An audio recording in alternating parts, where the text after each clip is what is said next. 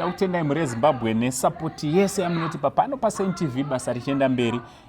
Zita ndinonzi Uncle Saint, ndine wanzvadzi yamai venyu. Imimi makatonditarisa, kwete vamwe. Imi makatonditarisa.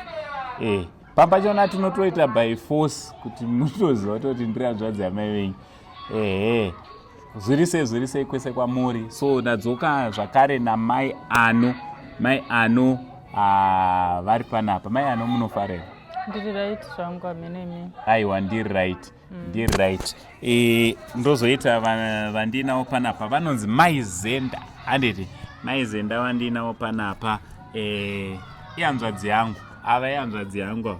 Ivo chete ndo vanongoziva mutupo wangu. Mutupo wedu hautauro. Mai Zenda izvenyu it's okay, actually makabata. Munofara here Mai Zenda? Aiwa, inini ndinofara chaizvo Uncle Saint. Handiti? Perfect. Kwakadiwo kuno kuri right. Handiti? Chiri kufema mweya wakanaka. Tinotenda Mwari. Mai ano, uri seupenyu? Upenyu uri right fan. Handiti? Ndoda kuti timbodzokera kukanhoroondo mbichana kumashure.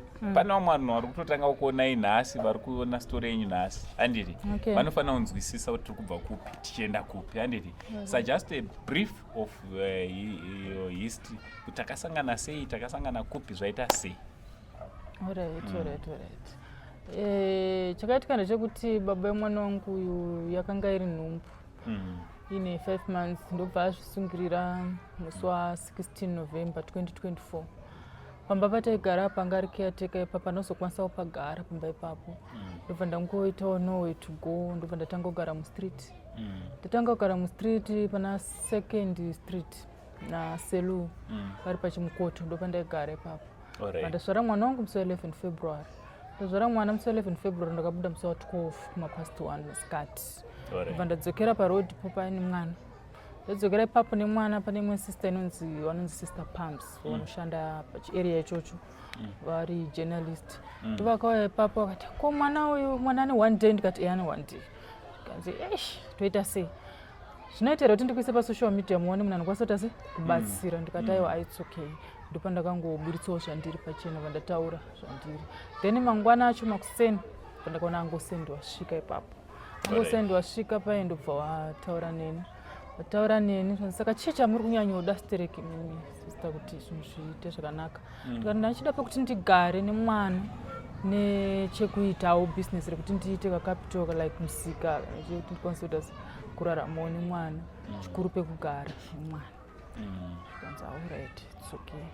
Saka musi wa14 February ndipo takazobva ipapo through Uncle Saint ndobva nditakura bva ndiendesa kunonzi kumaruva uko wakanondibhadharira kusvika nanhasi tiri panapa pasister wangu wandinavo panonzi Sister Muzenda.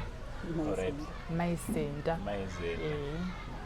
Moda vanhu vekwamuzenda stereka atsobudai pachena tichazokutaurai kuti tichazokupai show kuno kutorai vhidhiyo muchinatsotaura kuti vanhu vekwamuzenda zvizvi zvakaitika. Ndo vandiwanira pekuti ndigare pamba pavo pari pachikoro. Alright. So zvanga zvakuitika ndezvekuti marenda sekuziva kwenyu anga akunetsa. Handiti? But totenda Mwari nekuti nezvo ndakaita vhidhiyo. Mai Zenda maona vhidhiyo. Chii chakauyawo mupfungwa dzenyu pamakaona kavhidhiyo kaikai? Ende chitarisa kuti story yamai ano makanga muchifollowa from day one. Zvakaitika ndezvekuti pandakatongoona vhidhiyo nenguva yandandanayo ndichifollowa nyaya yamai ano, ndakabva ndati Mwari vanoita zvinhu nenguva yavo, because ndine munhu anga achigarawo pamba pangu for the past 4 years. Akatotiwo ndakumuvhawo nezuro. Ndobva ndati ndanga ndichida kuzama kubatsira mai ano, but nguva yese ndanga ndisina. I think nguva yangu yekuti ndichibatsirawo mai ano. Ndobva ndatongoti imba yabudwa iyoyo mai ano vochingoya vachingogara imomo. Thank you so much. Aiwa, tinoda kutendai nerudo rwenyu. Mwari wekudenga wakuitire zvakanaka. So panapa paShining Stars pachikoro.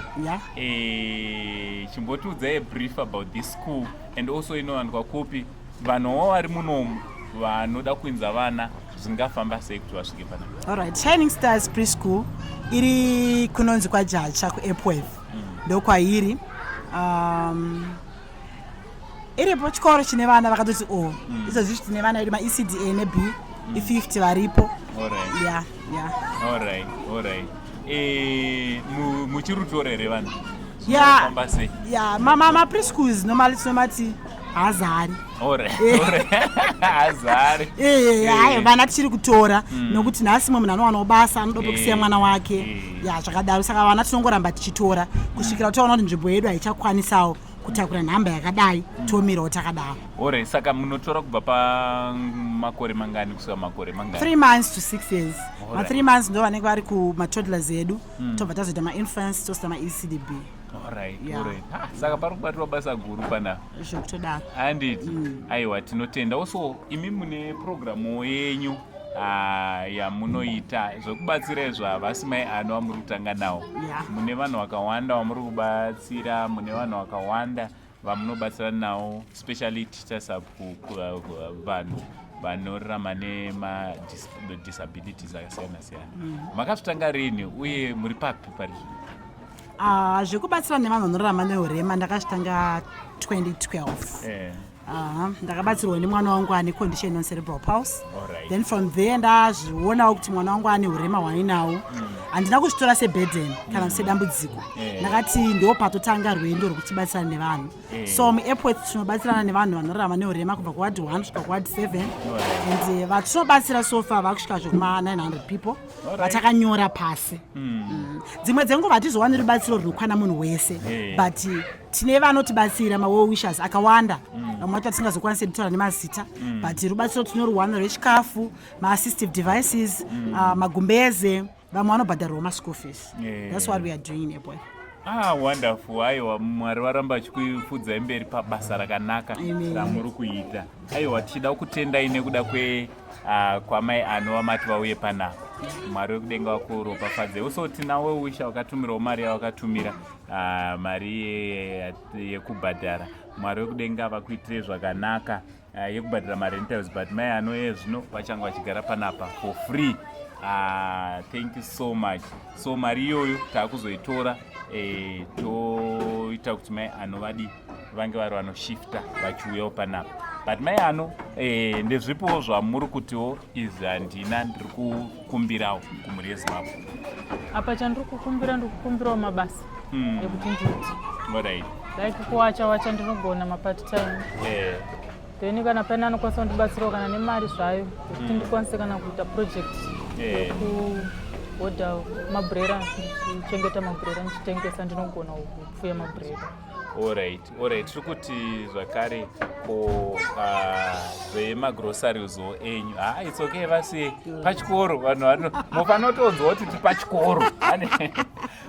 Mai ano kitchen menyu makamira seiwo? Pari zvino handina chandinacho. Alright. So vanenge vachida kubatana namai ano, nhamba dzavo ndo dziri pascreen. Ngatibatanei namai ano tinge tichinobatsirana nawo. Ayo, maita basa. Thank you very much. Tendawo nesuwo. Alright, mai ano muene zuva rakanaka nditi. Alright. From Uncle Saint, only Zim Uncle for now. It's much love and God bless.